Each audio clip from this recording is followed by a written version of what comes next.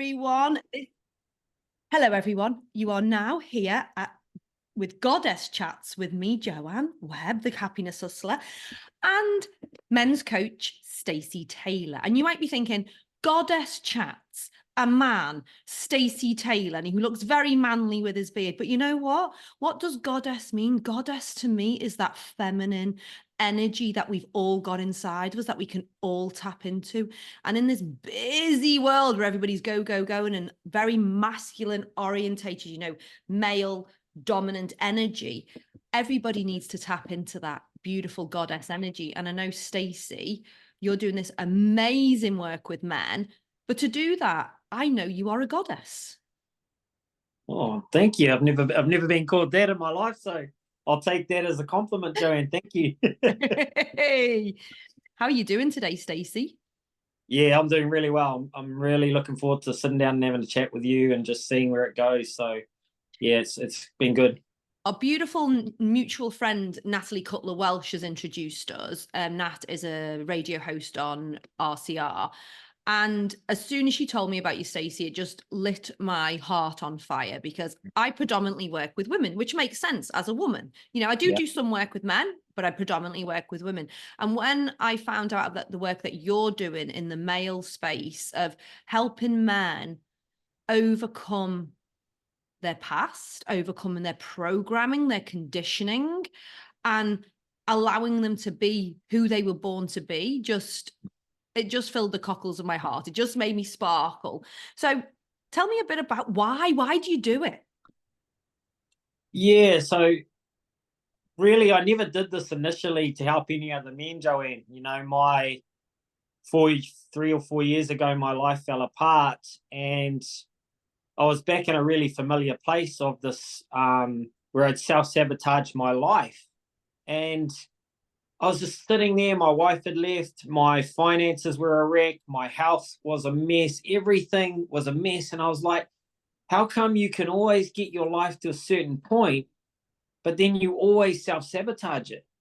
And the old part of me was like, just man up, stop being a pussy and get after it again. And then just, I don't know where it came from. I just say God now, Joanne whispered into me that stop, there's something you can't see. And I went on this journey to really just understand what was controlling me outside of my awareness. Why was I self-sabotaging my life? And then as I started to realize, you've got all this pain, you've got all this sadness, you've got all this programs, conditioning, and I started to unravel it for myself. It just naturally progressed into me wanting to bring this back to the world and help other men so that can impact our women and that can then impact our children. Beautiful. And I think that's the story of a lot of coaches, don't you? My story is I hit rock bottom. I hated myself, pretty much everything about myself, from how I looked, how I was, my insides, never felt good enough. And the one tiny little thing I could hold on to was I had a good heart and I knew I did nice things for people. So I started there. But mine was a life or death situation. I was in an abusive relationship. And I thought, if I don't learn to love myself, I'm literally going to die or lose my children, which I might as well die if I lost my children. Do you know what I mean? I thought, I've got to do something here. So I pulled myself back from the brink. I now absolutely love myself, love my life. And I walk the walk, I talk the talk. And of course, why wouldn't you want to share that with other people? Because you know how bad it once felt to how good it now feels. And why wouldn't we want to go out and help people? Yeah, and I always say that, men always say to me, what's my purpose? And I always say your purpose is to create the man that you love and admire unbiasedly and then give that man to the world. And so, same for women, you had to go through a journey to find the way to love yourself and create the woman that you love unbiasedly. And then, as you learn these gifts and skills, you realize there's thousands of other women, millions of other women that are going through it like me. Man, I speak to men and it's like, so this is what the gift was within the pain, was for me to awaken to it, go and resolve it and create that person that I love and admire, and then bring that purpose back to help other people. And what better thing to do than to help people through the thing that hurt you the most. And I think there's such power when there's a man standing up to other men to do it, because you know, I talk to my partner about all this kind of stuff and he's very open to it, but it's a little bit like your children. They don't want to hear you. You know, you can't coach somebody who you're with, because that turns into a codependent relationship. And I think there's such power in the work that you do as the man that you are, to stand there in your pure vulnerability and say, I self-sabotaged. But I know I can do it differently now. But to do that, I had to get over the pain. I don't think people don't even know they're carrying pain, do they? Oh, honestly, Joanne, I didn't know anything about this. You know, if someone had said to me just before this happened, you've self-sabotaged your life 7 times. You're a victim to yourself. I was the most positive, upbeat guy on the planet, but no, I'd always reach a point in my life where it would all turn to shit. And so it wasn't till it got so painful, and then I had to really, you know, that voice was just enough to create space for me to go, you know what? That's right. And once the space was created, I always say, once you're exposed as a man, you can never be unexposed. This is why men resist so long to coming in to do the work, because once you see it, you can never unsee it. Mhm. And so once I was able to create just enough space, I just now believe that was my intuition or God speaking to me. It was the right time to look at the honesty, not the lie of my ego, to look at the truth. And as soon as I could see the truth, I stepped in. But like I shared on Jerry Pive's show, the very first workshop that I found, because I knew nothing about spirituality, I knew nothing about trauma, I didn't even know there was such a thing. I didn't know anything about healing, consciousness, spirituality. I remember going to the first workshop and I was the only male. You Mm. know, and I, like I shared with Jerry, I literally had paid this guy and I went in, and as soon as I seen that I was the only male besides the facilitator, I went to run out. I was going to leave my money behind. I didn't care. I was Yeah. going to come up with a lie. And so this is why I love speaking to this now, because I understand, first of all, just what it takes for a man to reach out, but then I understand what it actually takes to commit. And so that's why I love to share this work, to help other men to realize it should be just as normal as going to the gym. And when we face our greatest fear, it becomes our greatest strength over time. Mm. And a point I'd really like to honor with everybody who does this work, that it takes strength. It's Mm. not weakness. It's not weak to go, I need help. There is no weakness in going, my life is not what I want it to be. And I don't know the road to get there. Can somebody help me? In fact, the courage that takes, the bravery, the strength makes you the most manliest man that there could possibly be. Don't you agree? Oh, you couldn't have said it any better, Joanne. You know, like when we're running from something, and what I want people to know, especially the men, is you often don't know you're running from it till you know. Mm. Like, I didn't know I had this stuff. I didn't know I had half of what I've pulled up on my journey, but it was there. And there came a day in my life where I had to be brutally honest with myself, that I had been putting on these masks and living in a lie to be something that I thought I needed to be in the world, to look successful, to be accepted, to get love, to get everything. And really all I was doing was filling this bottomless hole and draining my life force. And like you say, that was the toughest thing I ever did. Like walking into that space, I'll never forget it. I'll never forget walking in, opening the door. Like it was like a horror movie. I'm like, oh, there's the facilitator. He's a male. Where's the other men in this thing? And I'm like, I literally let the door go and I was out the second door by the time the facilitator caught me, and he goes, where are you going? And I was like, oh, I didn't see you. Really, I was going home and going to ring him and saying I can't come anymore. But it is scary, but it's actually in that moment that you drop the mask for the first time. And that's really our greatest fear, is our ego is afraid of being exposed. And so, yeah, once you step in, that's where the true freedom comes. And there's a natural thing around fear, isn't there? Because, you know, it's prehistoric. It goes back to not wanting to be thrown out of the tribe, not wanting to look different from everybody else. And so it's part of our humanness, and to have that awareness and to understand that fear is okay, but it's within facing your fear does freedom happen. Yeah, and a big thing in New Zealand, and I'm sure it's true in every culture around the world and in every country, is that from a very young age, boys learn that it's not okay to show emotion. Boys learn that it's not okay to cry. Boys learn that that's actually a weakness. And so when you get to the stage and this part of you that is, associated with weakness being thrown out of the tribe is coming up, you don't want to go near it. And this is what I mean. Men have to suffer into their awakening, because until it gets so painful that there's no other option, your ego will always find a way out. But when you face yourself, it's the toughest battle you'll ever go through, but it's the most rewarding one as well, Joanne. Yeah, I agree. And I know we're talking here men, women, but you know what? I think, again, it's to be honored that we're different. We are Yeah. different. We have been born with different genitalia, but it goes so much deeper than that, doesn't it? It's like our brains are wired differently. And I know this is a generalization, and there will be people on one side of the spectrum, people on the other. But in general, women have more estrogen, men have more testosterone, makes us different. Our brains work differently. I was listening to Dr. Daniel Amen before. He's a psychiatrist, and he's a psychiatrist who scans people's brains. So he scanned over like 40,000 people. And as he says, women have more blood flow in their frontal lobes, which makes them great leaders, which, that's where their impulse control, they can control it. They are great at collaboration, great at communication. But equally, they're twice as likely to have depression than men, because their limbic emotional brain is much busier than men's. And then, men have got their primal instincts in their brain. We're just wired differently. So to try and be the same is never going to work. And that's why, when we think about, and I'm going to talk about couples, men and women come together. It doesn't matter if you're same sex, because there will always be one who's got more testosterone than the other. So let's just talk about men and women to begin with.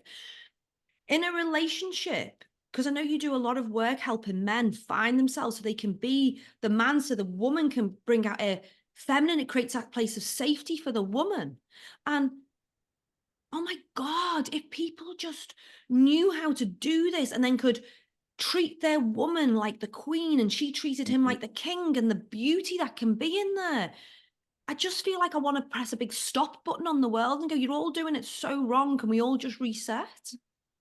Yeah, this has been a little bit of my journey, is why it's taken me a little bit to really own this journey, because I knew stepping into this, I was going to ruffle feathers in the world. I was going to be speaking to the truth, but that was going to could draw a lot of attack, because what you're saying right now is, let's just be honest, men and women are completely different.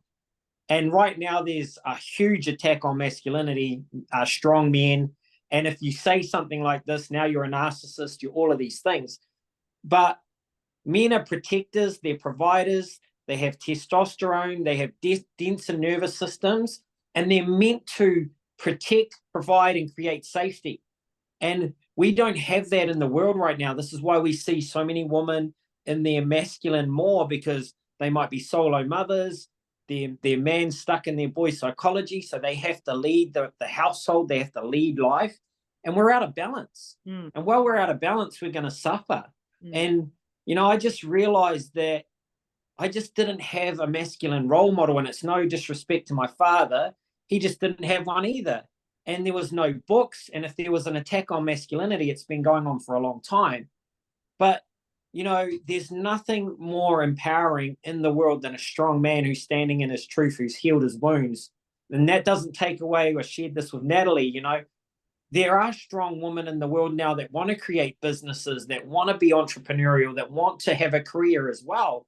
So if you want to have a woman in your life, you need to be a strong man to not be threatened by that, that you can hold so much space for her that when she gets home after her day of, creating, that she can naturally just drop back into the feminine, without, you can't try to drop back into the feminine. It either happens or it doesn't. And without a strong men, that just can't happen. And so this is really what I wanted in the world, because I can see the beauty in it, and the times when I've been in that space in my own relationship, and how my wife is, and then how that impacts my children. And I just wanted to give that to the world because I think that's what we need right now. And, men have caused a lot of pain for women, a lot of hurt. And so the opposite of that is to get back in balance with our energies. And once we do that, we'll be in harmony. Yeah, and harmony is the word I love. Harmony and balance. That's what Mother Nature is trying to do all the time. She's trying to go back to harmony. She's trying to go back to balance, and that's what we as humans are trying to get back to, or at least the work we do. And when we talk about this relationship, the man being the provider, we don't necessarily even mean you've got to bring in money. It's not that, is it? It's the provider of safety, and safety is being able to trust you with my heart, like my innermost feelings. I've got to be able to say what's in my heart, what's in my soul, and I've got to feel a place of safety to say that you're going to provide that place of safety. But equally, it goes both ways. It's not like you have to be in that role 24/7 and there's this little woman who is just expecting all this. It doesn't work like that. But unless the man, as you say, goes into that, owns that divine masculinity, so the woman can own her divine femininity, then we're out of balance. But when we do learn to dance between these two energies, oh my God, it feels so freaking good, doesn't it? Yeah, and you touched on something really powerful there. I always say nature's always going to seek to heal the most wounded aspect of herself. And look right now, human beings, men and women, are the most wounded aspect. I'm looking out my window. There's no chaos out the window in nature. The trees aren't in chaos. Nothing's in. So human beings are in chaos. We're out of balance with nature. And if we're out of balance with the laws of nature, universal law, we're going to have to suffer. And, like it does, like you say, I focus on the men because I realize if a man can stand in his power of who he truly is, his woman can float in and out of whatever she needs to be for her life, and he doesn't have to keep dimming his light to because she's stronger now. But like she's that sense of safety when he gets home, that place of love. And through my journey, I just realized what a woman's love does to a man's heart when he's open. Yeah, beautiful. I love it.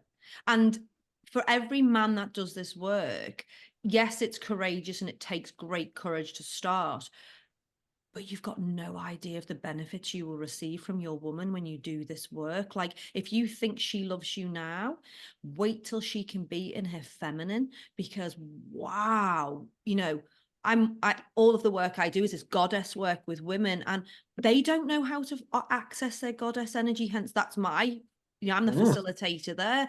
And I didn't know for a long time, as a single mum of 4 kids, I thought I was in my feminine energy because I'm a mum. It just doesn't work like that. Because as you say, solo mum, trying to earn a living. And even when I was married to my first husband, I gave him the recipe. I remember saying to him, you've got to help me feel like a woman at the end of the day, because I'm still a mum. I'm still a business owner. I'm still on the PTA. I've still got so many thoughts going through my head. Can you help me be a woman? I remember him going, you don't help me do nothing. And I'm like, somebody give me strength. But then, so I've managed to get to this space where I've created all of that safety within me. But you know what? I would have loved for a man to have helped me get there. I'm really fortunate now. I've got a partner who's open to all of this. But for a long time, I did it myself. And I'm like, so I know women can do it on their own, but I see the magic that happens when a couple come together, like an initiated man and an initiated woman, and you go, boom. And that's, you talk about God giving you that sign. That's the message I've been given this whole time. Everything I do is about love, because our relationships are supposed to be magic. They're not supposed to be crappy and argumentative and mundane and nasty and mediocre. They're supposed to be amazing.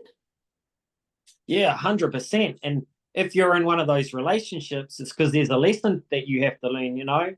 I did a relationship container just recently with a couple of ladies, and they invited me on, and I said, like, when you come into a relationship, we're all wounded, right? So we attract in someone that's going to temporarily, initially fill those wounds. This is that love, that honeymoon phase where you believe you fell in love with them, right? But like what I shared is, if our mission here as human beings is to find the greatest level of wholeness that we can, and we're wounded, God's got to show us what wholeness feels like first, right? Yeah. So we fill those wounds. But once that relationship tears apart, I know for me, and I know I was guilty of this, I was trying to get that love back from my wife that I didn't have within myself, but I could never ever get it back because that was the trap. I believed I fell in love with her, but she actually activated the love that I always was. And so that was the trap. And so once I realized that, oh, if I heal these wounds, if I cultivate that, and I then fill that wound, I'm now love. If I'm love, she's going to mirror back to me love, especially because she's doing her own work. And once I started to get this concept, Joanne, I was like, oh, this is every bit of work I do on myself. I receive, not that I do it for that, but I receive what I gave to myself from the external world. And I always say to men that what you wish to get in externally, you must cultivate that internally first. So if you haven't cultivated it within yourself, you're never going to get this. And I remember a few years ago before I started this work, or I was early on in this journey, I remember saying to my wife, I just want you to love me like you used to. I remember saying it to her many times. And one day, as I'd done this work and I said it to her, and she looked at me, and then I sat with it and I was like, you don't even love yourself. How is she meant to love you? And that was a really powerful moment for me, because then I thought, right, I've got to go into this and figure out, how do I love myself? And the ultimate form of love for a man is self-respect. And so this is why you see so many men disrespecting themselves in the world right now, because they don't truly love themselves. Yeah. And the lack of self-love has a knock-on effect in every single area of your life, doesn't it? It affects every thought you have, every decision you make, and every action you take. Well, we're playing from fear. I didn't know this, but we're unconsciously, if we haven't done this work, you don't love you. If you haven't done this work, you don't truly love yourself. And when you unconsciously don't love yourself, you're going to attract people and circumstances to reveal that to you. But we're always taught to project out that that person did something or something happened to me. But once I really got this, I was like, oh, you're doing this to yourself, and it's being mirrored back to you for you to see it, reveal it, heal it, and then transcend it. Oh, wow. Okay, that's the game we're playing in life. So, yeah, like what you're speaking to, that's so true. And out of all the people you've worked with and you've met in your life, have you ever met somebody who doesn't want to be truly loved? You know, I was just working with a client this morning, and all we want is love. Some people don't know how to admit it, but I believe each and every one of us wants to be loved unconditionally, like fully accepted for every part of who we are, even our flaws, our darkest parts. And that's what we hope to have that from our parents. And I don't think a lot of our parents could provide that for us. They, conscious parenting is quite a new concept, isn't it? Coming out with this conscious parenting. I made huge mistakes when my kids were young, and they're in between 16 and 23 now. If I could turn back 23 years, I would do it differently. I'm doing it differently now. But I know for a fact, I love my parents dearly, but they could not provide that place for me, and that place of unconditional love, unconditional acceptance, unconditional support. But that's what each and every one of us is seeking. Yeah. And think about the system, unconditional is it's a big ask, right? Because I look back as a parent and I did some beautiful things, but I made some mistakes as well. Unconditional, you have to be unconditional before you can love unconditional. Try getting to that space. So that's a journey in itself. But you're right. If we are just loved and accepted from the minute we're born here, no one's trying to mold us into anything that they think we need to be.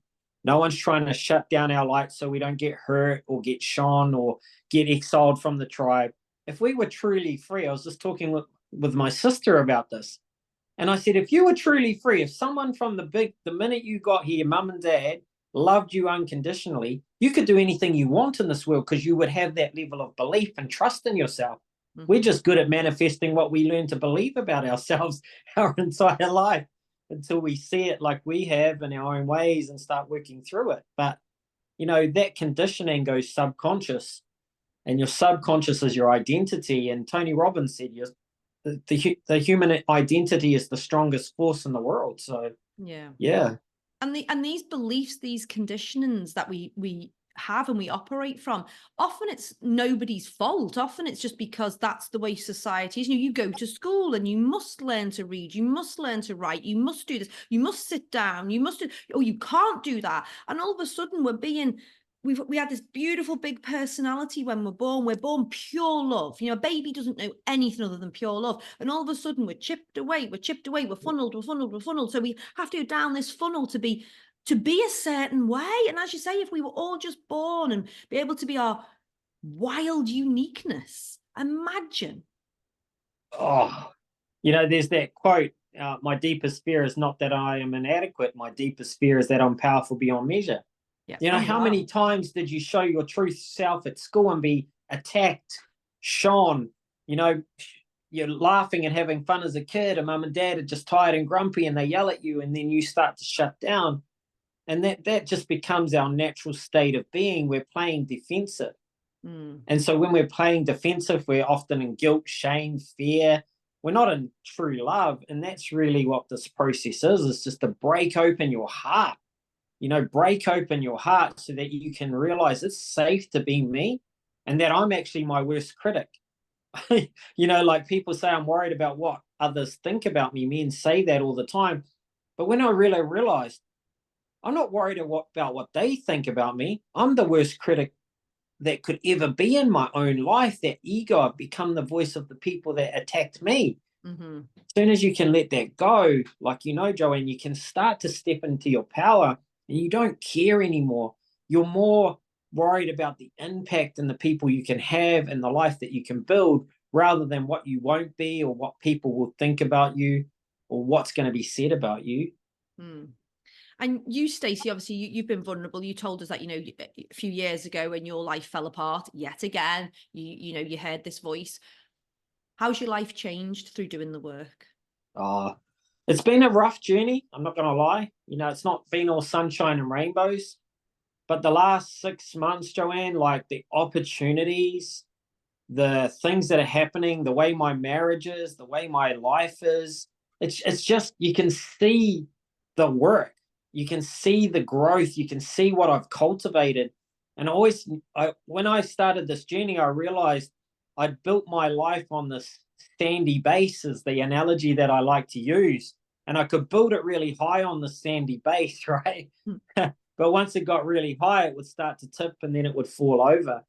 And I realized that this part of the journey, this initial part of the healing, you don't see a lot initially, but you're actually building this foundation. But once you get the foundation right, it's like the life or the skyscraper of your life just goes up so quickly. And that's what I'm feeling now.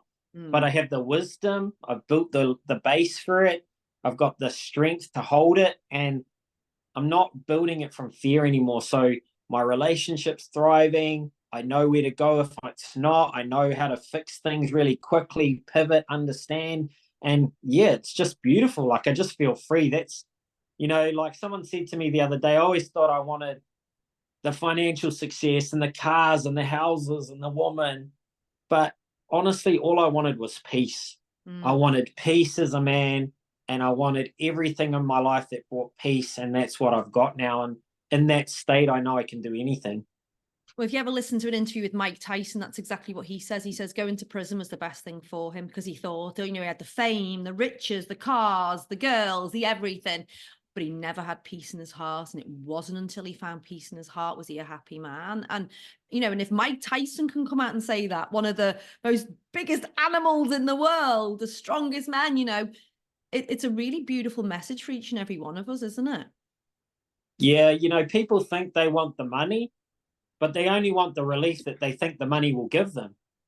But once the relief's gone for a split second, maybe an hour, a day, a week, a month, you're back with yourself.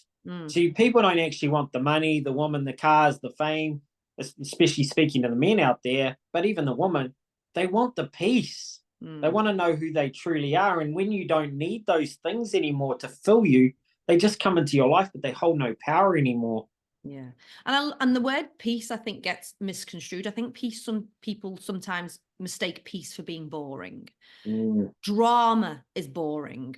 Drama gets us going up and down and our nervous system off beat and shot to pieces. Peace is this amazing, beautiful feeling right where our heart's beating, isn't it? It's just, it's the gateway to freedom. Oh, I share this with the men, like men actually want to be empty. Men don't deal with all of the emotions very well. That's why you're seeing men suffering in the world right now, because men were never designed like women. That, women are emotional feeling beings, but men aren't. Men, they want to be like that mountain out there that's just being. And this is why men are suffering, because they don't know how to get to that state, because they've got to go back and process and feel all the old stuff, but that's not acceptable to do that. But to get to that level of peace, you've got to do it. But I can imagine for a woman, peace, like a man, must be the greatest feeling in the world. It really is. And I think for our listeners today, I think it's important for them to understand, you don't need to have gone through something what you might consider traumatic, because trauma is an effect on the body. It's not an incident. It's an effect, how we are affected. That's what trauma is. And it could just be like some what seemingly small things that have happened through our life, but have programmed us into such a way that we build this iron protection around our heart. Then we stick a bit of barbed wire around it. And then we've got all of these maladaptive, unhealthy coping mechanisms or reactions to life, which are really stunting us and not very helpful at all. And it's that kind of work that you and I are helping people unravel. I mean, don't get me wrong, I do have people that have come to me who seem to have had the most horrific things happen to them ever, but they're still doing the same work. It's still the same process. Yeah, I had one of my biggest realizations this week that, yes, trauma plays a part, but what plays the biggest part is your conditioning. What environment did you grow up in? What energy did you grow up in? What beliefs did you grow up in? What did you take on? Because if you look at it, we usually become our parents by trying not to be them. Funny you should say that. I was just thinking of a story. I was thinking of somebody who I helped quite a while ago who had not been faithful in any of their relationships. And their dad had had an affair. They had hated their dad as a youngster for having the affair, but then went on to do it. And it's that form of self-sabotage. I'm going to do it before somebody leaves me, like my dad left me. And it's like, when it was pointed out to me, like, that is so weird that I'm doing it, even though I hated my dad for doing it. But actually, it's a form of protecting myself. It's that self-sabotage. Self-sabotage comes in very different shapes and sizes, doesn't it? Yeah, the biggest thing I've really learned is that when we're growing up, we form these contexts about ourselves. It could be a real prime one is, I'm not enough. Now, you don't know that you've formed this context, but this is your identity. And then you form the ego, which then goes out to prove I'm more than enough, right?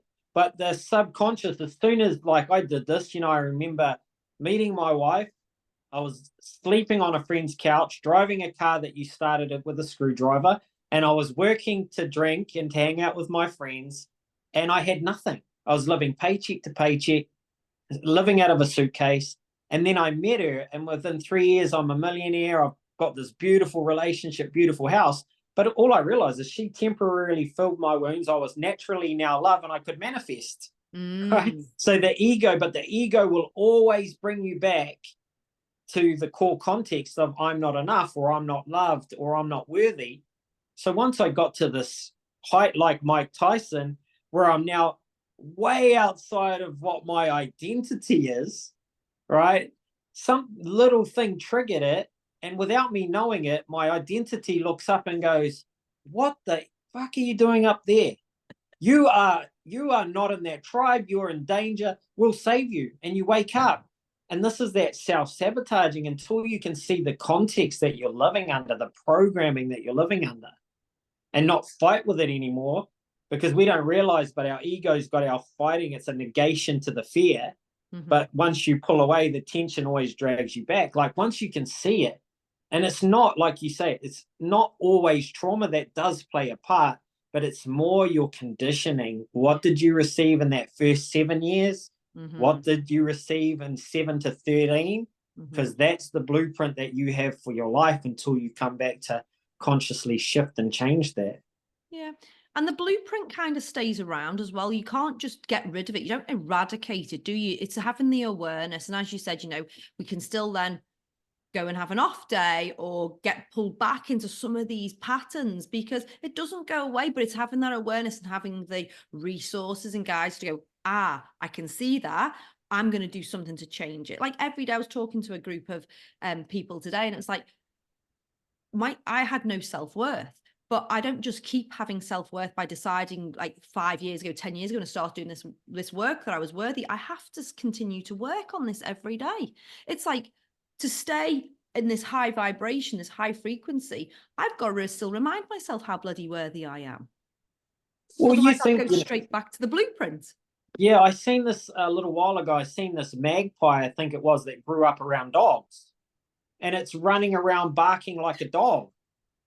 Right. So if you learn from a young age, or you took on the belief, because kids are narcissistic, they always blame themselves, right? If mum's not loving me, I'm not lovable, right? If dad doesn't love me, I'm not lovable. So if you go through that for your entire childhood, and then you get into, say, your 30s or 40s or whatever it is, and you figure that out, that, oh, I don't love myself. But that's been the tape on play for 20, 30, 40 years. It doesn't just go away overnight. You've got to, like that reparenting, you've got to keep reminding yourself, you've got to keep showing up in that frequency to create a new program. But you've got 30 years of this program. Mm-hmm. Like the minute you let your guard down, that automatic program wants to come back online and do its job, Yeah. I'd really like to thank you for being honest before when I asked you about your journey, because you were honest saying it hasn't been plain sailing. It's been hard. And again, for our listeners, choose your hard, because you know what, you can go down the trajectory of your life making the same mistakes. They'll just be packaged with a different colored bow. You can make the same mistakes. You can find yourself in the same place yet again, or having the same reoccurring thoughts every day, like I'm a loser, or my life's not great, or you're reaching for things, for these highs all the time. Or you can choose to turn the dial a certain percent and to do the work, which will be painful, which will be confronting, which will open up your heart and crack it open. But the benefits are huge. So, Yeah. choose your hard, choose your Yeah. discomfort, because if your life isn't, if you don't wake up every day going, I'm excited to be alive, I love my life, I've got a sacred relationship, it's full of love, I'm having the best relationship ever, I honor this person, they honor me. If that's not your life, you can do something about it. Yeah. And I always say self-mastery takes brutal self-honesty, Frick you yeah. know, because I didn't know what I was doing until I knew I was doing it. I thought Mm-hmm. I was in control. Mm-hmm. I shared this on Jerry Pive's show. There's a seemingly invisible force that controls every human being's life, and that's your primal subconscious identity that formed in your childhood. You don't know until you know. And once you know, that's why I say once a man's exposed, he can never go back. And so now I know, oh man, shit, I'm falling back into my old habits. I'm falling back into my own ways. Oh, this is now self-inflicted suffering. You deserve it now because you chose it. So now you've got to, like you say, you've got to, recondition yourself, reprogram yourself through love, not fear, through support, through love. And then as you do that, you build momentum. And this is why the journey is rough in the beginning, because you're facing off with the part of you that's kept you alive till this point. Mm-hmm. And so you're facing off with your survival, as the ego would perceive it. And so it takes time to build trust, that I always say it's like that inner child bonding with you again, rather than bonding with the pain. Mm. Oh, honestly, you speak my language. I've loved every single word you've said. Stacey, I know you do some amazing work. You've got a 6-week program that you work men through. You've got an upcoming retreat. So how do people find you? How do they work with you? Yeah, so the best place, at the moment is probably just Instagram or Facebook, Stacy Taylor. Mm-hmm. I will have a website real soon. I've been saying that for a while, but I am going to knuckle down and get that done. it's just been one of those journeys, Joanne, to really get to that point where I know this is what I'm going to do. So yeah, I've got an upcoming retreat that come together pretty quickly. That's on Sunday. If there's any men that hear this that just go, stuff it, I'm in, I want to come. That's at the Ngātoa Lodge in Tauranga. And we're going up into the bush for a week. And then, yeah, a lot of really cool men's programs coming, and a lot more in-person groups and connection, because I really have got to the point where I realize men need to be around other men. Men need to counsel with other men, and men need other men to hold them accountable and support them on their journey as they start to heal and break free from their old selves. Mm.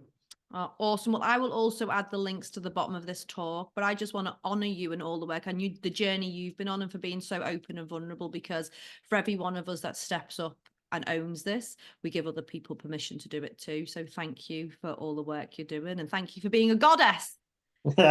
Thank you, Joanne. Thanks for having me on. And yeah, it's been a real pleasure to talk to you. Thank you. All right. Well, thank you everyone for listening. Check out Stacy Taylor.